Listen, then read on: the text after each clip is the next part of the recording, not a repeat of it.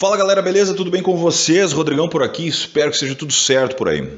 Hoje é a resenha desse livro aqui, ó. Deixa eu pegar ele aqui, olha só. Que capa belíssima. O Santo Guerreiro, Roma Invicta, do autor nacional Eduardo Spor. Pessoa extremamente gente fina, muito boa praça. Troquei algumas mensagens com ele no Instagram quando foi montada a leitura conjunta desse livro aqui, certo? Tá quente pra caramba no Rio Grande do Sul. Aqui embaixo vai ter o grupo do Whats, onde tá acontecendo essas leituras conjuntas e tal, tá? Então do Whats e do Telegram, mas o Whats tá mais ativo nesse momento, algumas leituras, né? Nesse momento agora que eu tô gravando o vídeo, a gente tá lendo junto Jurassic Park, tá? Tá muito boa a leitura, mas o foco da vez é esse livro aqui do Eduardo, tá? Vou falar da edição primeiro, certo? Capa belíssima. Excelente capa, muito bonita mesmo, uma capa que chama atenção, tá? Ela tem uma série de detalhes, eu gostei muito dessa arte aqui, muito mesmo. Internamente a gente tem aqui a divisão dos mapas, ó.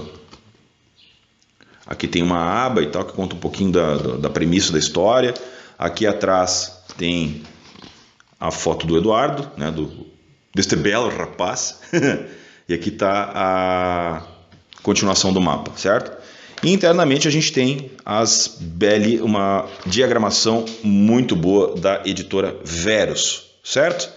Então realmente a edição é muito boa, muito agradável, é uma edição com 586 páginas de leitura, e esse volume aqui é o primeiro de uma trilogia. Os outros dois serão Ventos do Norte, esse eu já tenho, já está comigo para ler, eu devo ler agora, logo no início do ano, no primeiro semestre eu devo ler, e o terceiro volume da trilogia é O Império do Leste, que segundo informações deve sair ainda em 2024. Se eu tiver errado, o Eduardo me corrige, porque eu vou mandar esse vídeo para ele, espero que ele assista, goste e comente se eu falei uma bobagem, ok? O Santo Guerreiro ele está num momento muito específico da história, tá? Ele vai contar a história de São Jorge, que é o Geórgios. O São Jorge talvez seja um dos santos que a Igreja Católica, não só a Igreja Católica, né, mas os católicos, ortodoxos, umbandistas, enfim, todo mundo gosta da imagem do São Jorge, aquele santo com armadura medieval, que e tal, derrotando o dragão e tal.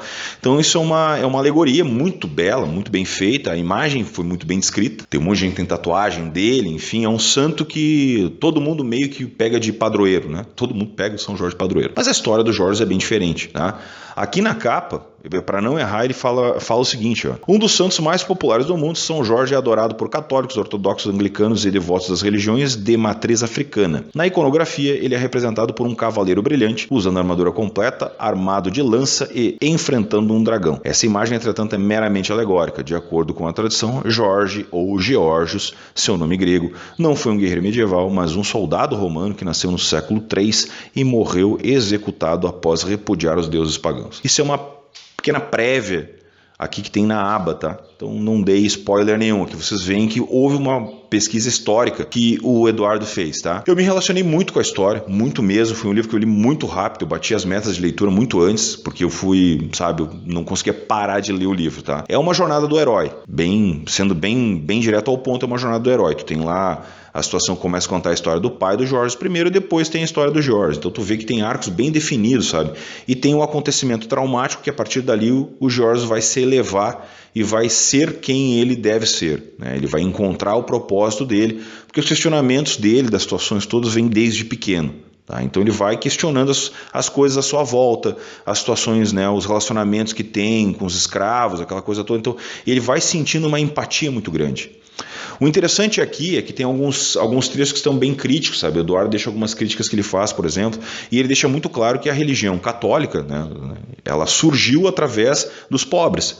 Porque os ricos da época, né, os gregos ricos, eles não acreditavam, né, porque era uma religião que supostamente para eles era pagã, e essa religião foi surgindo e ganhando muita força nos pobres, por causa da situação da humildade, né, de atingir o reino dos céus, toda aquela coisa que vai se criando, aquela linha onde as pessoas vão percebendo o que está acontecendo e eles vão tu vai te correlacionando com aquelas mensagens de afeto, com as mensagens de carinho, de não dar outra face. Então, tudo isso vai se correlacionando.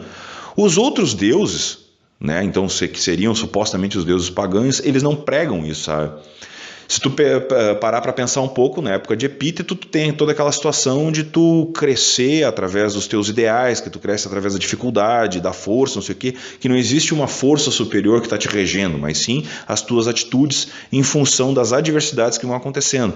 É uma maneira diferente de se ver, sabe? Só que para aquelas cabeças que são realmente os escravos que começaram a colocar os ideais do cristianismo, não existia isso, porque eram realidades totalmente diferentes das realidades que a gente vive hoje, sabe? Apesar de que há semelhanças ainda, principalmente nas religiões que têm hoje uma situação muito da questão do dízimo, aquela coisa toda, vou pagar para Deus me ajudar, entende? Eu costumo chamar a religião do grito, que acho que Deus é surdo. Mas isso é uma situação que foi se moldando através das bases do cristianismo. Então o cristianismo veio e eles foram se ramificando em outras formas de expressões de religião. Para mim tá tudo bem, cada um segue o que quer seguir, só que naquela época, até para poder se manter o controle das massas, tu tinha que esmagar as religiões diferentes, sabe? Então é interessante ver essas correlações que o Eduardo vai fazendo, sabe? O texto é muito fluido, tá? Não se enganem, não há dificuldade alguma no texto do Eduardo, muito pelo contrário. Tanto é que uma das coisas que me chamou a atenção e eu comentei no grupo de leitura foi que o Eduardo pega, ao invés de rebuscar os diálogos com o palavreado grego da época, sabe, ele preferiu manter uma linha mais reta, sabe, uma linha mais contemporânea. Então tu vai ver palavras ali que, por exemplo, a gente estaria falando. Isso, por um lado, para mim é muito bom, sabe, porque eu prefiro essa leitura mais ágil. Sabe? Ainda mais quando tu tem uma série de diálogos e tu não está inventando palavras que talvez elas não fariam mais nem sentido no dia de hoje. Então o Eduardo optou por pegar linhas de diálogo onde o George, por exemplo, fala palavras que nós falamos hoje, sabe? Isso tem um lado muito positivo. De novo, eu prefiro assim. Leituras muito rebuscadas te trancam um pouco mais, precisa fazer uma coisa mais imersiva. E como é uma trilogia, e agora tu percebe necessariamente o Roma Victa, ele vai até um ponto e dali para frente é o segundo volume, o Vento do Norte. Então quando tu percebe que ele vai chegando ao fim, tu sabe exatamente até que ponto que ele vai chegar e dali para frente é um livro que tem um final, mas o Vento do Norte provavelmente vai começar do ponto que ele parou. Eu comparo muito isso aqui com os filmes da trilogia do Senhor dos Anéis. O primeiro filme tem um final em aberto. O segundo filme tem um começo sem começo e um final sem final, porque ele começa aberto e termina aberto para poder fazer o ponto de ligação do primeiro para o último, que é a grande, né, é a apoteose toda. Eu entendo que o segundo livro do Eduardo vai ser assim também, que ele vai pegar a primeira linha de raciocínio, manteve, foi até um determinado ponto, deixou um final relativamente meio aberto, para começar o segundo livro já engatando a história, sem ter que precisar fazer todos aqueles contextos de novo, mas o segundo livro deve ficar mais aberto para o final do terceiro. Importante citar também que o crescimento da escrita do Eduardo, porque eu li dele A Batalha do Apocalipse, que é um livro muito bom. Mas para mim tinha alguns problemas ali que o Eduardo usou bastante os flashbacks. Então ele ficava naquele negócio de flashback e tinha alguns momentos que para mim foram um banho de água fria porque eu estava esperando uma situação, sabe, chute na porta. Eu estava esperando isso, certo? Talvez isso tenha me frustrado um pouco. Tem alguns capítulos mais longos ali na situação que são para mim um certo banho de água fria. Atrapalha a história? Não, mas é que eu estava num ritmo de leitura muito bom. Eu gostei muito da escrita dele. Então chegava num determinado momento e eu falava, porra, cara, vou voltar para trás de novo, eu quero ir para frente. Em Santo Guerreiro não acontece em momento algum isso, sabe?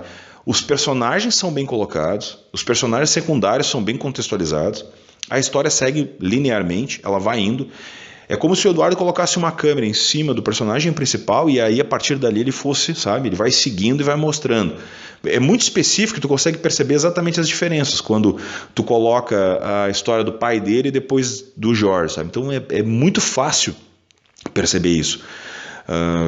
A presença da mãe da Policrômia dentro da situação toda, sabe?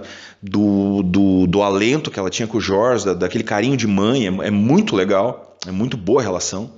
A relação do Jorge com o escravo dele, né, e depois com as pessoas, como as coisas foram acontecendo, então, sabe? Os contextos de homens mais velhos casando com meninas, né, essa coisa toda que era uma coisa normal na sociedade. Então, quer dizer, é muito bem contextualizado o livro, é muito bom. Eu comparei, inclusive, no grupo de leitura com o Follett. Eu achei que, de todos os autores que eu costumo pegar, de muitas fantasias históricas, o que eu mais me relaciono é o Follett.